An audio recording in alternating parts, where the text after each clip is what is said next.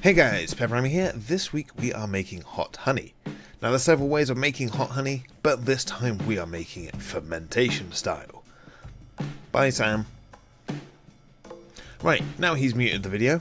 In my opinion, it's better to ferment the peppers in the honey, that way it keeps all the good stuff like the enzymes alive, and it also keeps everything that's good in the peppers. Now whereas the boil method is a lot quicker and you'll get a result within an hour or so, it will kill a lot of that off and it will compromise all of the good bacteria and stuff in your honey. Now this is a super simple ferment. All you need is some chili peppers of your choice and of course some honey. Now you want a non-heated pure honey. Now what I did personally is looked and researched some of the honey brands here in the UK and found one that was a decent price, well reviewed, and didn't get tampered in the making process. Now if you want, you can of course buy local. You should indeed buy local, but sadly the farmers market in town has no honey at the moment. I think they're just sort of setting up that kind of side of things as spring's coming out and all the flowers are starting to bloom. Now as for the peppers, you want to use some nice fruity peppers.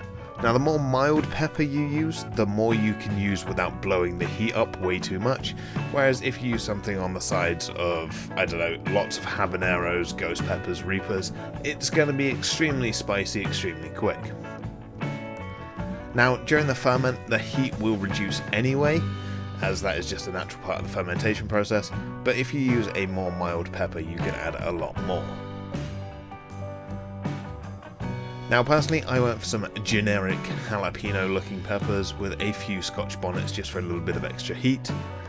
Now optionally you can add in onion, garlic, maybe even some herbs, but I'm keeping this strictly peppers and honey because I'm a very anxious cook and botulism is a very real thing.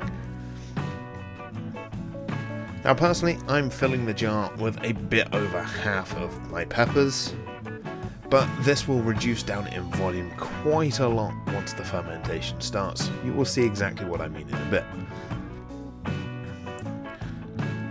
Then fully cover the peppers with the honey. I'm using around 900 ml of honey per jar, but this recipe is fully scalable.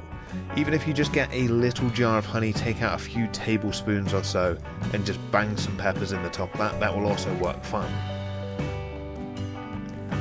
Then you want to seal your jar with a suitable lid. Now I have these nice airlocks that come with a pump with a nice one-way valve, but you can also just use a normal lid and just open it daily to release the gas, also known as burping.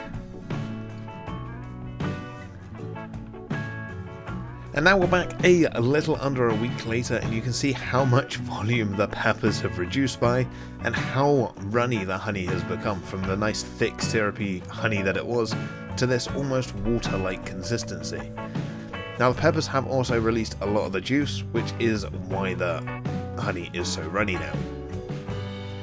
Now as well as making your hot honey, you get some honey candied chili slices. Now, I'm not sure how well the camera is picking these up, but some of the peppers have become shiny and translucent and nice and glossy and basically just like candied jalapenos. Now, these are great for topping pizzas or anything else you want a little bit of that extra sweet heat on, or just enjoying straight out of the jar.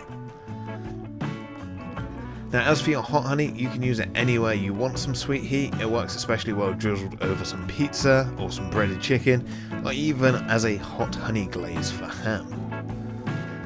Now I will personally admit this video came out a week earlier than I planned, and I'm actually letting this go for 1 week further, as I'm looking forward to more of a ferment from this, and I'm really looking forward to playing around with this stuff in the future.